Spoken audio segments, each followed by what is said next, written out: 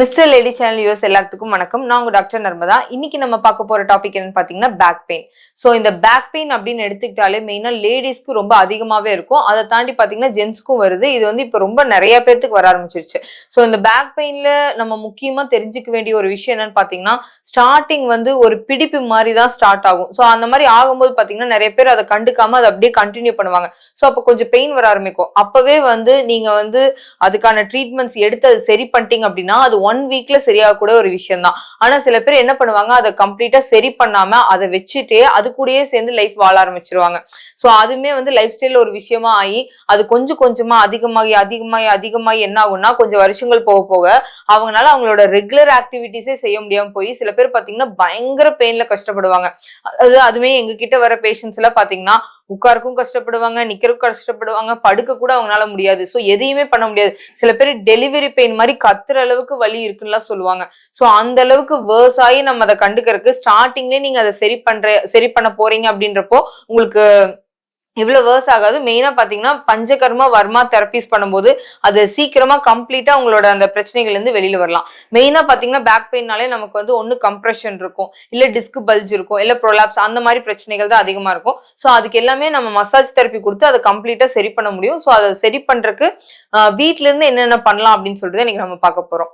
So அப்ப back pain வருது அப்படின்னா முதல்ல அதுக்கான காரணங்கள் என்னன்னு நமக்கு தெரிஞ்சுக்கணும். சோ அப்ப பேக் பெயினுக்கு நிறைய பேர் ரீசன் சொல்றது பாத்தீங்கன்னா நமக்கு வந்து வெயிட் கெயின் ரொம்ப ஒபிசிட்டியா இருக்காங்க அப்படின்னா பேக் பெயின் வர வாய்ப்புகள் இருக்கு. அடுத்தது பாத்தீங்கன்னா உங்களுக்கு கான்ஸ்டிபேஷன் ப்ராப்ளம், மலச்சிக்கல் பிரச்சனைகள் அது எப்பவுமே அதிகமா இருந்துட்டே இருக்கு அப்படின்னா அதனாலே பேக் பெயின் வர இருக்கு. ஏன்னா அதனால கேஸும் நமக்கு பாடியில அதிகமாகும். அடுத்த விஷயம் பாத்தீங்கன்னா ரொம்ப ஓவரா சாப்பிட்டுட்டே இருக்கிறது, அன்டைம்ல சாப்பிட்டுட்டே இருக்கிறது, இந்த மாதிரி பண்ணும்போது அதனாலே நமக்கு பேக் பெயின் வர வாய்ப்புகள் இருக்கு. அதுக்கப்புறம் மெயினா பாத்தீங்கன்னா ராங் போஸ்டர், அதாவது நம்ம நிக்கும் போதும் சரி, உட்காரும் போதும் சரி, படுக்கும் போதும் சரி எப்பவுமே ஒரு கரெக்ட் போஸ்டர்ல இருக்கணும்.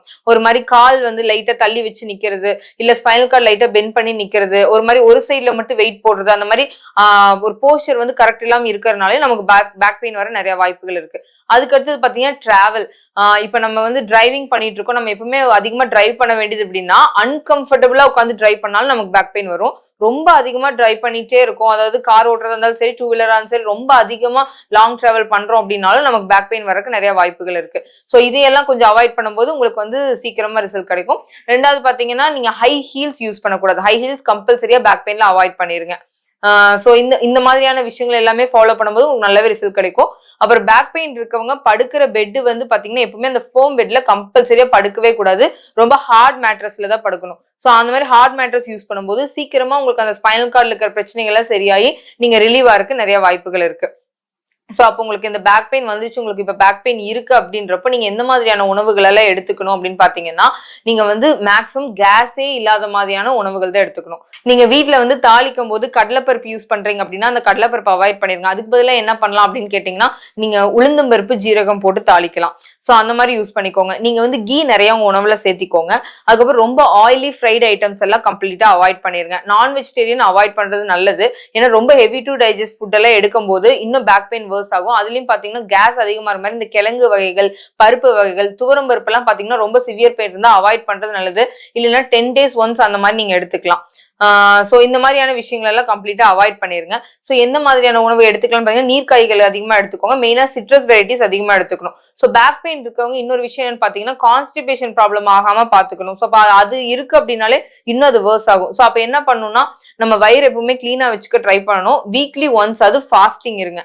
சோ ஃபாஸ்டிங் வந்து பேக் பெயினுக்கு ரொம்பவே எஃபெக்டிவா இருக்கு. அதுலயும் மெயினா பாத்தீங்கன்னா ஆரஞ்சு ஜூஸ் இல்ல லெமன் ஹனி ஜூஸ்ல நீங்க ஃபாஸ்ட் பண்ணணும். சோ வீக்லி ஒன்ஸ் வந்து இந்த ஃபாஸ்டிங் இருக்கீங்க அப்படின்றப்போ உங்களுக்கு அந்த பெயின் ரெடியூஸ் ஆகுது மட்டும் இல்லாம உங்களுக்கு தேவையில்லாத கேஸ் எல்லாம் வெளியேற்றி உங்களுக்கு வந்து உங்களோட பாடியில கால்சியம் அதிகமா கெயின் பண்றதுக்கும் ரொம்பவே எஃபெக்டிவா இருக்கு. சோ அதுக்காக நீங்க இந்த ஃபாஸ்டிங் ட்ரை பண்ணலாம். அந்த மாதிரி ஃபாஸ்டிங் வந்து பிரேக் பண்ணும்போது கொஞ்சம் பாயில்டு வெஜிடபிள்ஸ், சப்பாத்தி, கஞ்சி அந்த மாதிரியான ஐட்டம் கொடுத்துதான் நீங்க பிரேக் பண்ணணும். சடனா நிறைய ஓவர் ஹெவி ஃபுட் எல்லாம் நீங்க எடுத்துக்க கூடாது. சோ இந்த மாதிரி விஷயங்கள்லாம் ஃபாலோ பண்ணிக்கோங்க. அதுக்கப்புறம் பாத்தீங்கன்னா டெய்லியுமே வந்து குளிக்கும் போது ஹாட் வாட்டர்ல எடுத்துக்கோங்க, கோல்ட் வாட்டர்ல குடிக்காதீங்க. அந்த ஹாட் வாட்டருமே பாத்தீங்கன்னா உங்களுக்கு இடுப்பு வலி இருக்கு, இல்ல சயாட்டிக்கா பெயின் இருந்தாலுமே உங்களோட இடுப்பு பகுதியில இருந்து உங்களோட கால் விரல் வரைக்கும் அப்படியே தண்ணி அப்படியே ஃப்ளோவா போற மாதிரி ஒரு மக்ல சுடுதண்ணி வச்சு அப்படியே கண்டினியூஸா ஊத்தணும். சோ அந்த மாதிரி ஒரு 5 minutes பண்ணிட்டு அதுக்கப்புறமா குளிச்சுட்டு வாங்க. எப்பவுமே குளிக்கும் போது அந்த குளிக்கிற பக்கெட்ல வந்து கல்லுப்பு யூஸ் பண்ணி பாருங்க, உங்களுக்கு நல்லாவே பெனிஃபிஷியலா இருக்கும்.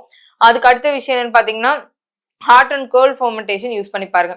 அது என்ன அப்படின்னு பாத்தீங்கன்னா, நார்மலா வந்து இந்த ஃபெர்மெண்டேஷன் பேக் அப்படி சுடுதண்ணி பேக் அப்படின்னு சொல்லிட்டு நமக்கு ஃபார்மசில கிடைக்கும். அதே மாதிரி ஐஸ் பேக்கும் தனியா கிடைக்கும். ரெண்டுமே வாங்கிக்கணும். ஒண்ணுல சுடுதண்ணி பேக்ல வந்து சுடுதண்ணி ஊத்திக்கணும், ஐஸ் பேக்ல வந்து ஐஸ் கியூப்ஸ் போட்டு வச்சுக்கலாம். சோ அப்ப என்ன பண்ணலாம் அப்படின்னா, ஒரு 3 மினிட்ஸ் வந்து ஹாட் ஃபெர்மெண்டேஷன், உங்களுக்கு பேக் பெயின் இருக்கு அப்படின்னா அந்த பேக் பின்னாடி வந்து ஹாட் ஃபெர்மெண்டேஷன் பேக் ஒரு 3 நிமிஷம், அதுக்கப்புறம் 1 நிமிஷம் வந்து அந்த ஐஸ் கோல்ட் பேக், இந்த மாதிரி மாத்தி மாத்தி ஒரு 20 மினிட்ஸ் 15 to 20 மினிட்ஸ் பண்ணணும். சோ அதை ரெகுலரா பண்ணிட்டே வாங்க. அது நல்லாவே உங்களுக்கு பெனிஃபிஷியலா இருக்கும். அப்புறம் அந்த ஹாட் ஃபெர்மெண்டேஷன் பேக் எப்போ உங்களுக்கு பேக் பெயின் அதிகமா இருந்தாலும் அப்ப நீங்க அதை யூஸ் பண்ணிக்கலாம். சோ அதை பண்ணும்போது உங்களுக்கு நல்லாவே பெனிஃபிஷியலா இருக்கும்.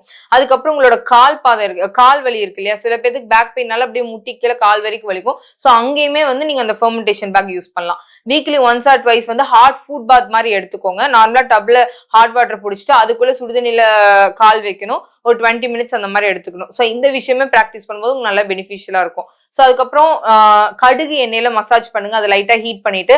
ஸோ அந்த எண்ணெய் பாத்தீங்கன்னா உங்களோட ஃபுல் பாடி அப்ளை பண்ணலாம். ஸ்பைனல் கார்ட்ல பண்ணும்போது கீழ இருந்து மேல் நோக்கின மாதிரி ஃபுல்லா அப்ளை பண்ணணும். சுடுதண்ணில குளிக்கணும். அது டெய்லியுமே நீங்க ப்ராக்டிஸ் பண்ணலாம். சோ இந்த மாதிரி எல்லாம் பிராக்டிஸ் பண்ணும்போது உங்களுக்கு சீக்கிரமா அந்த பேக் பெயின்ல இருந்து வெளியில வரக்கு நிறைய வாய்ப்புகள் இருக்கு.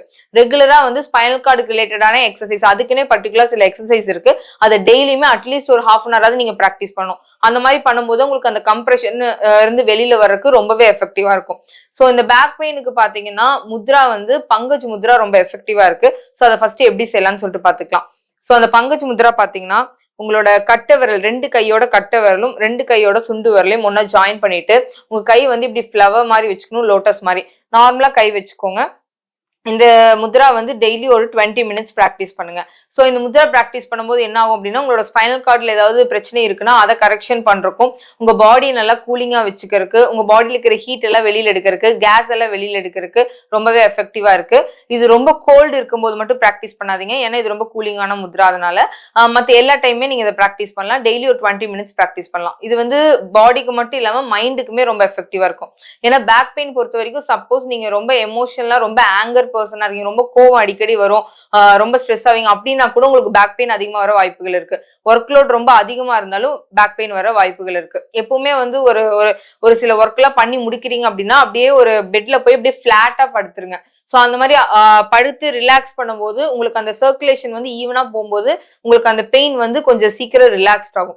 இப்ப நார்மலா எங்காவது உட்கார்ந்துட்டு இருக்கீங்கன்னா கூட கால் வந்து கீழே அப்படி தொங்க போட்டு உட்காராம ஆப்போசிட்ல வந்து உங்க ஃபுட் ரெஸ்ட் பண்றதுக்கு ஃபுட் ரெஸ்ட் ஒன்று வச்சுக்கோங்க.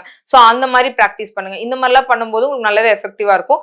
சில பேருக்கு பேக் பெயின் இருக்கும்போது நெக் பெயின் கூட சேர்ந்து வரும். சோ அப்ப என்ன பண்ணலாம் அப்படின்னா, நீங்க அந்த பெட்ல வந்து போய் படுத்துட்டு உங்களோட தலைப்பகுதி மட்டும் கீழே தொங்கிட்டு இருக்க மாதிரி அந்த மாதிரி படுக்கணும். அதாவது பெட்டோட ஓரத்துல வெளி பக்கமா பார்த்து உங்களோட தலைப்பகுதி மட்டும் தொங்கிட்டு இருக்க மாதிரி அப்படியே ஹேங் அவுட் ஆகிற மாதிரி படுக்கணும். சோ அந்த மாதிரி படுக்கும்போது அந்த நெக்ல ஏதாவது பிடிப்பு இருந்தா கூட அதுவும் ரிலீவ் ஆயிரும். சோ அப்ப இந்த மாதிரியான விஷயங்கள் எல்லாமே ஃபாலோ பண்ணுங்க, உங்களுக்கு நல்லாவே ரிசல்ட் கிடைக்கும். டயட் கம்பல்சரியா ஃபாலோ பண்ணுங்க, எக்ஸசைஸ் பண்ணுங்க. சோ இதெல்லாம் பண்ணும்போது சீக்கிரமா நீங்க பேக் பெயின்ல இருந்து வெளில வரலாம். இதே மாதிரி இன்னொரு வீடியோல நிறைய பேசலாம். எல்லாத்துக்கும் நன்றி, வணக்கம்.